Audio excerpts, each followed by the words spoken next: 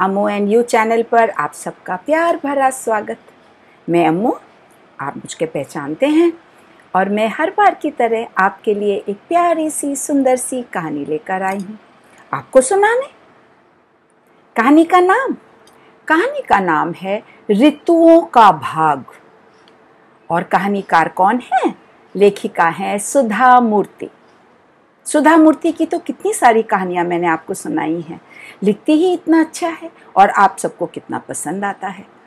तो आइए सुनते हैं सुधा मूर्ति द्वारा लिखी गई कहानी how the seasons got their share. उसका हिंदी रूपांतरण जिसको मैंने किया है ऋतुओं का भाग। ईश्वर ने धरती बनाई, पूरी पृथ्वी बनाई और उसको देखकर बड़े खुश हुए। संतुष्टि से और प्रसन्नता से उसको वो निहारने लगे। उस पूरी सुंदर पृथ्वी को उन्होंने इंसान, जानवरों, पेड़ पौधों, नदी नालों, समुद्र, महासागर सबसे भर दिया। और सबसे भरने के बाद उन्होंने देखा, वाह, ये तो मेरी कैसी सुंदर अद्भुत रचना हो गई। फिर उन्होंने सोचा कि इसमें कुछ तो कमी है जिसे मैं पूरी करना चाहता हूं। सोचा उन्होंने और थोड़ी देर बाद उन्होंने 6 भाइयों को बुलाया। कौन से 6 भाई? दिन रात, गर्मी, सर्दी, बरसात और हवा। ये 4 भाई उनके सामने आ गए और बोले, जी प्रभु, आपने हमको क्यों बुलाया? तो ईश्वर ने कहा कि भाई देखो, ये मेरी रचना आपको कैसी लगी? बहुत सुंदर। तो मैं चाहता हूं कि इस सुंदर रचना में तुम सबका भी कंट्रीब्यूशन हो, मतलब योगदान हो। तुम सबको इसमें जाना है और यहाँ पर रहने वाले जीव जंतुओं, जाति प्रजातियों को आराम पहुंचाना है। उनके लिए आरामदायक स्थान बनाना है। ठीक है? करोगे क्या?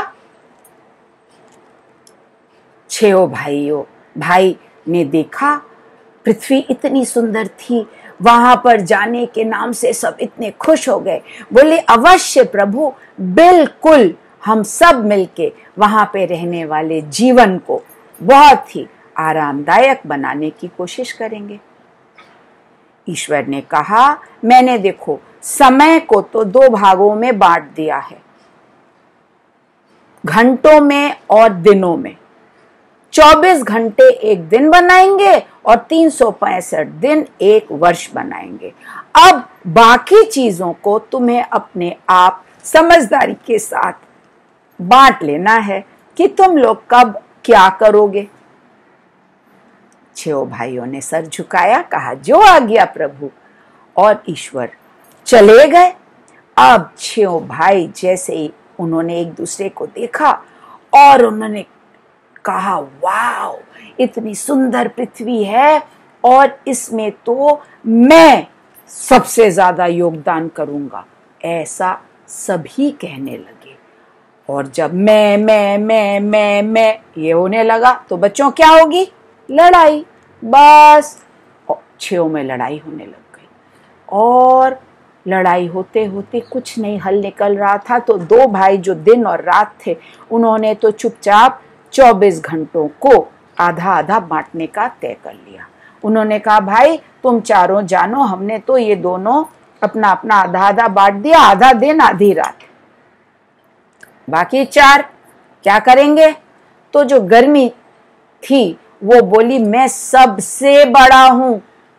जो ग्रीष्म ऋतु था, बोला, मैं सबसे बड़ा हूं, मैं पृथ्वी पर पूरे 365 दिन रहूंगा।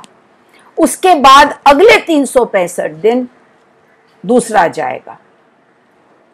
बरसात बोला, तुम्हारे बाद तो मैं बड़ा हूं, तो तुम्हारे आने के तुरंत बाद मैं जाऊंगा, क्योंकि तुम्हारे 365 दिन रहने से पृथ्वी का पानी गायब हो जाएगा, तो मैं पृथ्वी को पानी देने जाऊंगा। सर्दी का मौसम बोला, ठीक है, बरसात के बाद मुझे जाकर वहां पर पेड़ों में फूल लाने पड़ेंगे, तो मैं तीसरा साल मैं ले लेता हूं। अब भाई हवा तो सबसे छोटा था, उसको तो चौथा साल मिला और उसकी तरफ तो किसी ने ध्यान भी नहीं दिया। भाग बंटवारा हो गया, जीवन पृथ्वी में शुरू हो गया और 24 घंटों में आधा समय दिन और आधा समय रात होने लगा। अब गर्मी का मौसम पूरे 1 साल तक चलने लगा, 365 दिन। इतनी गर्मी, पहले तो सबको बड़ा मजा आया कि वाह, सूरज की कैसी गरम गरम अच्छी अच्छी हमको रोशनी मिल रही है और बड़ा सुख दे रहा है, आराम दे रहा है। शीघ्र ही वो धीरे धीरे गर्मी बढ़ने लगी, इतनी बढ़ने लगी कि जो फसलें तैयार हुई थी वो सब फसलें सूखने लगी। लोग गर्मी से त्राही त्राही करने लगे। जितने भी पानी के सब वाटर बॉडीज थे, झील, तालाब, तलैया, सागर, महासागर, पानी सब भाप बनके उड़ने लगा और सभी लोग परेशान हो गए। इतनी भयंकर गर्मी से पानी कम हो गया और लोग प्रार्थना करने लगे कि हे भगवान, ये कैसा मौसम है, ये मौसम कब खत्म होगा और हम कब वापस थोड़ा सा आराम हमको मिलेगा। 365 दिन जल्दी खत्म भी नहीं हो पाए थे। लोगों की प्रार्थना को सुनकर जल्दी जल्दी बारिश आ गई और बारिश ने बोला, भाई हम आ जाते हैं पहले, लोग बहुत परेशान हो रहे हैं, सारा पानी गायब हो रहा है। और झमाझम बारिश आई।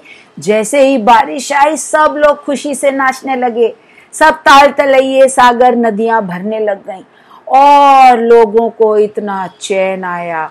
धरती जो सूखी थी उसको लगा प्यास, उसकी बुझ गई, नए नए पौधे निकल गए और सब खुशी से हरे भरे होकर झूमने लगे। लेकिन थोड़े दिनों की बरसात के बाद ही जब सारे ताल तलैये, नदी, सागर भर गए, पानी रुकने का नाम न ले, पानी उसमें भरता जा रहा था और बाढ़ शुरू हो गई। पानी बहकर धरती पर आने लग गया, चारों तरफ पानी ही पानी। फसलें जो सुंदर सुंदर हरी भरी तैयार हुई थी पानी में सड़ने लग गईं और लोगों के पास खाने को कुछ नहीं बचा क्योंकि सारी फसल सड़ गई। अब लोग बोलने लगे, भाई ये तुम कैसे ऋतु हो, तुमने आकर तो हमारे जीवन को फिर बिगाड़ दिया। किसी तरह से वर्षा ऋतु के बाद सर्दी का मौका आया। सर्दी अपनी बारी लेकर आया और अब चिलचिलाती गर्मी और धड़ाधड़ मूसलाधार वर्षा के बाद जैसे ही ठंड का मौसम आया, लोग बुरी तरह से बीमार पड़ने लगे क्योंकि इतनी गर्मी फिर इतनी बरसात। लोग ठंड से कांपने लगे और बारिश के बाद ठंड आने के कारण धूप नहीं निकल रही थी तभी ना ठंड आएगी। बिना धूप के लोगों का तो बुरा हाल, पूरी धरती पे चारों तरफ बर्फ ही बर्फ और सब कुछ जमने लगा और उनकी हालत देखकर सर्दी के ऋतु को भी अपना समय रोक देना पड़ा। तब भाई, छोटे भाई ने कहा वायु ने कि मुझे भी मेरी बारी दो, जाओ जाओ बह लो। वायु बहने लगी और वायु भी इतने इंतजार के बाद तेजी से आया बहने और इतनी तेजी से वायु बहने लगी, पेड़ पौधे जड़ से उखड़ने लगे, साए साए धाड़ धाड़ आंधी आने लगी, घर की छत सब उड़ने लगे, लोग बाहर निकलने को डरने लगे, बच्चे उड़ जाएंगे इतनी तेज हवा में, उनको डर लगने लगा। तब सब ऋतुओं ने, चारों भाइयों ने एक दूसरे की तरफ देखा और सोचने लगे कि ये हम क्या कर रहे हैं। कहीं ईश्वर ने ये सब देख लिया और जीवन को तो सुखी बनाने के लिए आदेश दिया था, यहाँ तो जीवन अस्त व्यस्त हो रहा है, हम में से एक भी जीवन में सुख नहीं ला पाया, तब ईश्वर तो बहुत नाराज हो जाएंगे, हम क्या करेंगे? तब उन्होंने वायु को बुला लिया और उन चारों ने आपस में बातचीत की, और बातचीत करके उन्होंने दिन और रात दोनों भाइयों को देखा।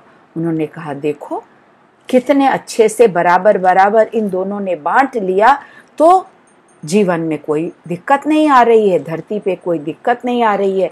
और हम चारों ने लड़ भिड़ कर एक एक साल जबरदस्ती मांग लिया और पृथ्वी पर त्राही त्राही हो गई। अब हमको भी बराबर से बांटकर बारी बारी से धरती पे जाना है और जाकर उनके जीवन को सुखी बनाना है। तब से बच्चों चारों ऋतुओं ने, कौन से 4 ऋतु?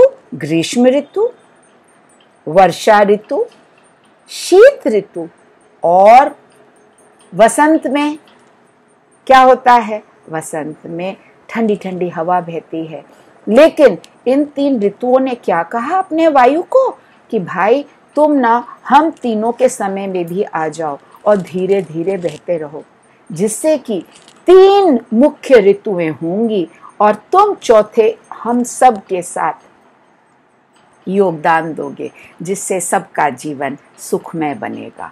वायु को अपनी अहमियत का पता चला और वो खुश हो गया, बोला ये तो बहुत अच्छी बात है। और तब से क्या हुआ? धरती पे 3 भाई बारी बारी से आने लगे। पहले गर्मी, बहुत तेज गर्मी, जैसे ही पानी भाप बन के उड़ा, पानी कम होने लगा, वर्षा ऋतु आ गई और वर्षा ऋतु ने पूरी धरती की प्यास बुझा दी। हरी हरी फसल तैयार होने लग गई, अंकुरित होने लग गए। और उसके बाद शीत ऋतु आ गई। शीत ने क्या किया? शीत ने आकर अपनी ठंडी चादर ओढ़ दी। वायु इन सब ऋतुओं में धीरे धीरे चलकर इन ऋतुओं को पूरी धरती पर बराबरी से फैलाने लगा। और इस तरह से 6 भाइयों ने बराबरी का भाग लेकर एक साथ मिलकर पृथ्वी पर जीवन सुखी बनाया। ईश्वर देख रहे थे और इन 6 भाइयों की सीख देखकर मन ही मन मुस्कुरा रहे थे और बड़े संतुष्ट हुए कि चलो, उन्होंने भाइयों को सही काम दिया, इससे उनको सीख भी मिली और अब कितने शांति से जीवन धरती पे चल रहा है। हमको क्या सीख मिली बच्चों? हम सबको भी मिल बांट कर सब कुछ करना चाहिए। हर एक की अपनी अपनी खासियत होती है। अगर हम मिल बांट के करेंगे तो उसका परिणाम हमेशा बहुत अच्छा होगा। सबका योगदान अगर होता है, समझ बूझ के प्यार के साथ होता है, तो वह काम बहुत अच्छा होता है ना? इस बारे में सोचिएगा और अपने दोस्तों के साथ हमेशा मिल बांट कर खेलिए, काम करिए और खुश रहिए। कहानी अच्छी लगी ना? लाइक शेयर सब्सक्राइब करिए, बेल आइकॉन को प्रेस करिए और मुझे कमेंट्स लिख के बताइए कि आप भी अपने दोस्तों के साथ मिल बांट कर खेलते हैं ना? लड़ाई तो नहीं करते? मेरे बच्चे बहुत प्यारे हैं। ज़रूर इतने समझदार बच्चे लड़के समय अपना नष्ट नहीं करते हैं। कहानी सुनने के लिए बच्चों बहुत बहुत धन्यवाद। ढेर सारा प्यार और मेरे आने का इंतज़ार फिर करिए। तब तक के लिए टाटा, खुश रहिए।